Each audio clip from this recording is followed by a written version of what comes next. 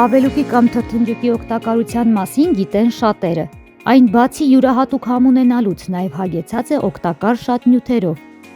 Ավելուկը B խմբի վիտամիններ պարունակող կանաչիների շարքում զբաղեցնում է առաջին տեղը։ Ավելուկի տերևները պարունակում են հանքային աղեր, կաթնաթթու, խնձորաթթու, ասկորբինաթթու, կարոտին, կվերցետին, վիտամիններ B1, B2, P, K և PP։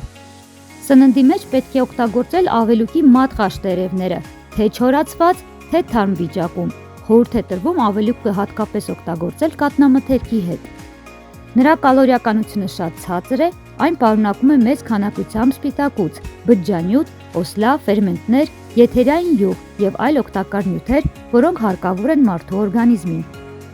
Բոլոր այն մարդիկ, ովքեր ունեն ախորժակի խնդիր, կարող են օրը սկսել փոքր չափաբաժին ավելուկով, ինչը որովհետև այն ոչ միայն լավացնում է ախորժակը, նաև կարգավորում է մարսողության գործընթացը։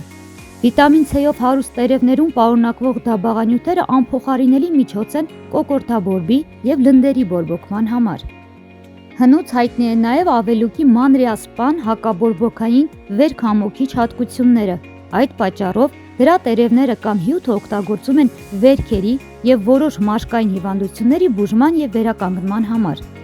Այս բույսի հիման վրա պատրաստված տարբեր թեյերը և խոտաբույսերը շատ են օգնում, որպեսզի մարդիկ վերականգնեն իրենց ամբողջ օրգանիզմի դիմադրողականությունը, ինչպես նաև խորհուրդ է տրվում ավիտամինոզի, աթերոսկլերոզի, հիպերտոնիայի, ալերգիայի դեպքում։